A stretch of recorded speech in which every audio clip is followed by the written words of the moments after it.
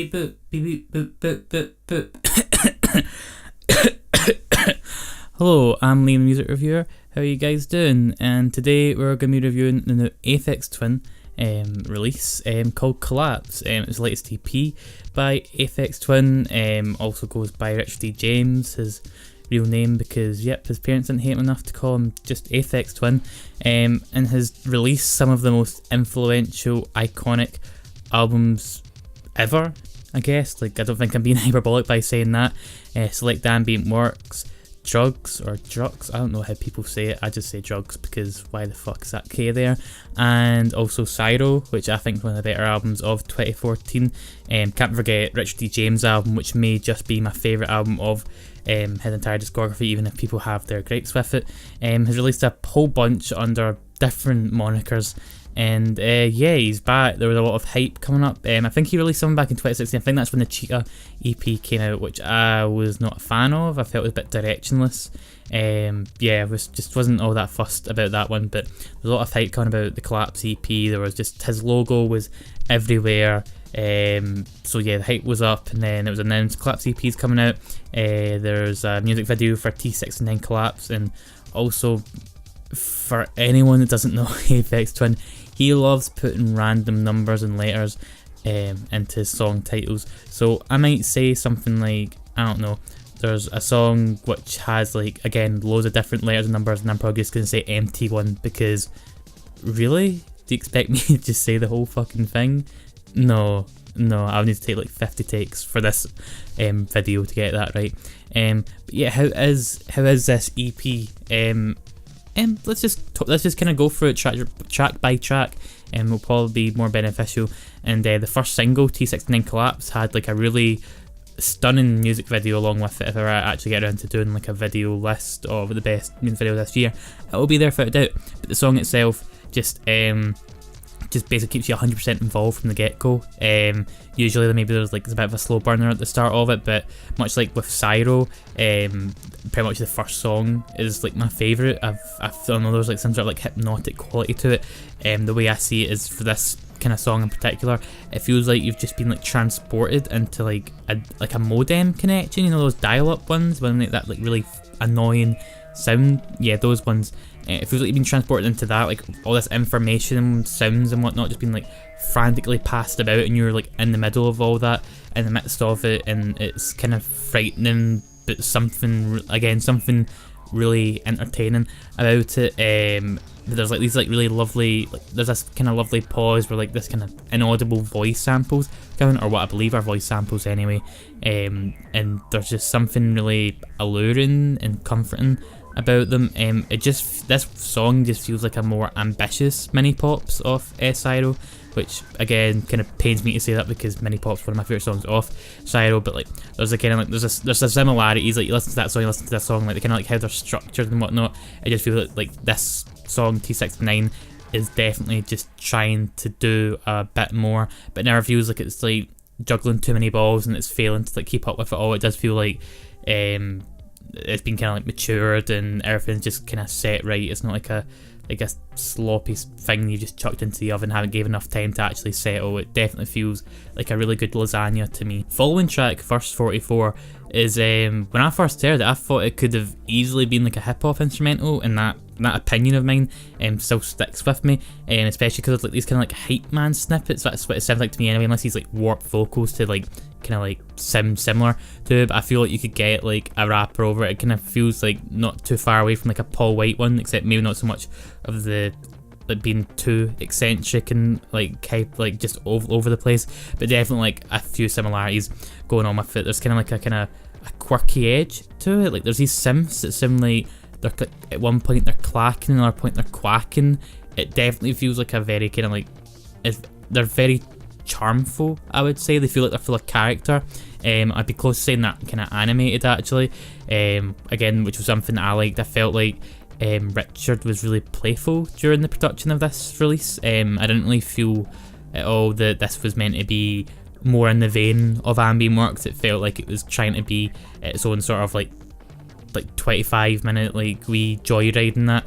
and it definitely like succeeds with that for the most part. Even as the song concludes, the bass gets more unsustainable. There's record scratches and rubbery beats. Like, yeah, there's definitely some dub influence here, if I'm not mistaken. All of it just kind of like accumulate into a song that feels like it's constantly just like morphing and moving about, but it never feels like it's getting too much. It doesn't like stick to one bit. Like, it feels like there's enough time passing on this song where you're still getting something out of it, but you're kind of like constantly kind of on your toes for your first few listens, and even in subsequent ones you're still having a good time. MT1 is easily one of the most soothing tracks on here, or that's how I would describe it. Anyway, it almost comes across to me as like a deconstruction of a Weakling Child off the Richard D. James album. Like, if you've listened to that album, you'll know straight away, just because of that sort of like kind of indecipherable like child chant going on, which is mixed in with these 808 beats, which I wasn't expecting, but like as soon as I heard it, I was like, that is just like the perfect pairing here. Like, it doesn't feel too jarring at all, and there's definitely like kind of like a regular break from it all, or I say regular break, like there's more kind of like, there's definitely some more like differences going on where it never feels too complacent or that. There's like these really nice, clean, pristine drums that are brought in at points that I found just really sort of enticing, and then later on there's these harps and bells that are brought into the mix, and again it doesn't feel like it's doing too much, it doesn't feel bloated at all. Everything comes about with this real organicness. Yeah, everything just starts to like really nestle in. This song really can at points feel like a really like ominous skeletal like Christmas tune to me, like maybe like some sort of like The Nightmare Before Christmas if it was trying to be more patrician, or that PMC Nightmare Before Christmas. That's what I'm registering this tune as. A Land of Abundance, which sounds kind of weird, and it is weird. It's definitely just added just for the sake of it. I don't know where that, if it's a sample or if it is like an original bit of dialogue put in, but yeah, it feels kind of like the probably the most directionless. I was trying to figure out how to word myself there, but yeah, definitely feels the most directionless, and I feel like that's at the expense of pretty much the quality of it. I just wasn't really won over by this one at all. Every time that I've came back to it, I just don't feel like that it feels like it could be doing a bit more, or it could be doing what it's doing a bit better, but it's really hard to place it because with Aphex Twin songs, like, you never feel like if you want to say it should be doing more, or if it should just be doing less but doing these things better. But for me, it just doesn't really feel like it knows what it's doing all that well, and for that reason I just feel like the least sort of like positive towards it. And then there's the final song, Ptex, or just it's Pthex. I don't know if I'm pronouncing that wrong. But yeah, I just feel like this one, for the most part, it's really good. The acid influence, or the acid sound that it experiments with, is something that's probably the most, I don't want to say formulaic, but definitely the most regressive. It's something that Richard's done before, but he's doing it well here. Like, I don't really feel like I can complain about him doing it again, because if you're doing it and you do it well, like, I didn't feel myself kind of like wavering away going like, oh, this is so this song and it's so that song. I didn't feel like it was too redundant, but yeah, I feel like as the song got to its end in the climax, it was just really disappointing. It was like watching like a really good movie and you get to basically like the third act and just everything just goes down the drain. I don't really know if I can think, maybe like how people feel about The Lobster, even though I love that film, like how people feel about that, where like they love what's going on at one point, but then it just went, it didn't really tie itself up all that well. I'm still talking about the song, by the way, I'm not talking about The Lobster anymore. But yeah, it really put me off, because like I feel like the last two songs are the weak links here. If it was if maybe like Abundance was kind of like cut off, and then Ptex was kind of like given like a more refined, more satisfying conclusion, I would be much more positive about this EP in general. I just feel like the footwork influence I feel was like nice enough. It felt like definitely there's some like minor but definitely noticeable like kind of like steps forward. I would never go as far as saying this is pretty much like a copycat thing. At the worst, I could say it feels like some Cyro B-sides, but again, Cyro's a good album, so having the B-sides isn't particularly bad either.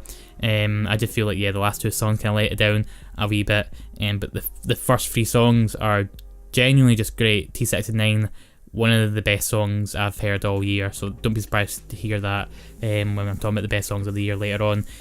But yeah, in terms of a score for Collapse, I'm feeling a strong 7 at the moment, subject to change, but like that's pretty much how I'm feeling at this point in time. But if you guys have listened to it, let me know what you think. Favourite songs, worst songs, a rating, just whatever. I'm more than eager to hear what you guys have to say about this EP. And yeah, thank you for watching, guys, and as always, stay safe and stay hydrated.